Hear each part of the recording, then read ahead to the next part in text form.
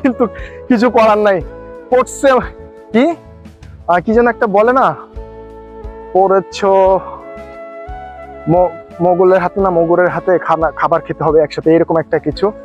So Suman আমার হাতে পড়েছে, কিছু করার নেই, যত কষ্টই হোক হাঁটতেই হবে। যে সোহেল ভাই হাঁটতেছে মানে আমারও হাঁটতে হবে। ও মনে মনে আমাকেও মাঝে হয়তো বকা দেয়, কিন্তু না, ও বকা দিবে না, কারণ ও আমার কলিজার ভাই, কলিজার মানুষটা কখনো বকা দেয় না।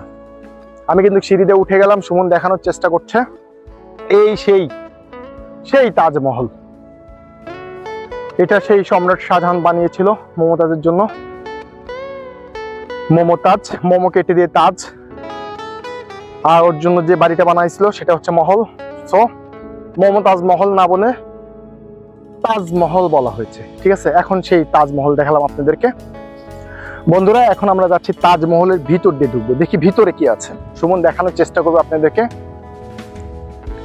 তাজমহলের যে গেট, এই গেট দিয়ে ঢোকার চেষ্টা করছি আমরা। ভিতরে যদি দেখেন, ভিতরে আসলে কিছুই ওইভাবে করা নাই। এখানে জাস্ট চারি সাইড দিয়ে চারটা, কি বলবো এটাকে, চারটা গম্বুজের মতো বা চারটা প্লেয়ারের মতো তুলেছে, তুলে কিন্তু মাঝখানে ফাঁকা। আপনারা যদি দেখেন ডান সাইডে, সুমন দেখাবে, ডান সাইডে একটা গাছ লাগানো আছে দেবদারু, বাম সাইডে একটা, সামনে একটা, এই যে সামনে এই সাইডে একটা, প্লাস হচ্ছে এই সাইডে একটা। আপনারা যদি দেখেন এই হচ্ছে তাজমহল, বাট বাইরে থেকে যে তাজমহলের যে ভিউটা সেটা কিন্তু সুন্দর দেখা যাচ্ছে। এখন সামনে আমরা একটা সিঁড়ি পাচ্ছি, সিঁড়িতে নামার চেষ্টা করব।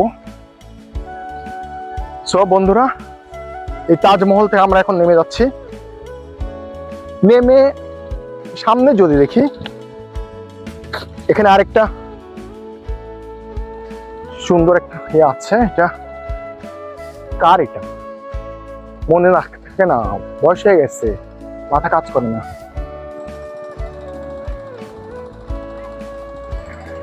সামনের দিকে যাচ্ছি, সামনে কিছু আপু ভাইয়ারা এখানেই খাবার দাবার সেরে নিচ্ছেন।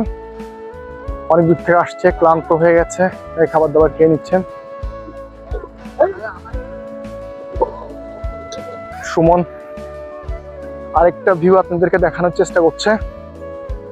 ডান সাইডে যদি দেখি আমরা, ডান সাইডে লেকটা শুকায় গেছে, ডান সাইডে লেকটা শুকায় গেছে, আর সামনে কিন্তু পিরামিড দেখতে পাচ্ছি, সেই পিরামিড, মিশরের পিরামিড।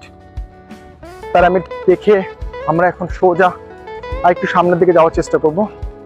এটা কিন্তু মেঠো পথ বলতে পারেন, যেটা মাটির পথ বলি আমরা, মেঠো পথ দিয়ে পার হচ্ছি। সামনে যে আমরা পিরামিডের গেটে ঢুকবো, এই দুই সাইডে কিন্তু দুইটা সুন্দর বাস্তব আছে। এই যে বাস্তব দুইটা দেখতে পারলেন। হাই, এই যে বিকেল বেলা ফুল, লাভ ইউ। এই যে গোলাপের কেরিটা দিয়ে আপনাদেরকে নিয়ে যাব আমি। দেখেন কত সুন্দর গোলাপ। তো পুরাটা দেখাবো না, পুরোটা আবার ঘুরতে হবে আমাকে ওই দিক দিয়ে।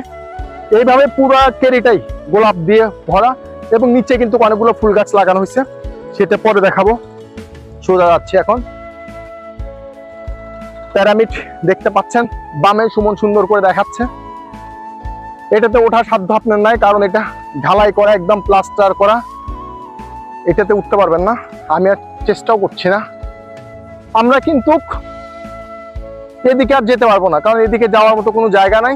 এখন আমরা ব্রিজ দিয়ে পার হয়ে যাচ্ছি। এখানে একটা কাঠের ব্রিজ আছে, এই যে পিরামিড, এটা শেষ। এখন আমরা একটা কাঠের ব্রিজের উপর উঠলাম। তবে সাবধান, সতর্কতা সহিত যাবেন, কারণ কাঠের ব্রিজে যে উঠছি দুই সাইডে কিন্তু কোনো ধরার কিছু নেই। সুতরাং এখান থেকে পড়লে কিন্তু হাত পা ভেঙে যাবে। ভাঙার তেমন কিছু নাই, নিচে অবশ্য কাদা আছে, একটু গাটাই মাখবে, এটা কিন্তু কাঁপে কিন্তু। তো বন্ধুরা কেমন লাগতেছে? একটু সামনে যাওয়ার চেষ্টা করছি। এখানে কিন্তু অনেকগুলো আমের বাগান আছে, বুঝতে পারছেন। এখন আমি এখনকার এই যে রোদের ভিতর থেকে আসলাম, এখন কিন্তু ঠান্ডা, খুব সুন্দর একটা আবহাওয়া। এই আবহাওয়াতে অনেক মজা লাগতেছে, মানে ভিতরে একটু ঘেমে গেছি তো। আর একদম চারে সাইডে আম বাগান, আম বাগানের ভিতর দিয়ে শুরু একটা রাস্তা।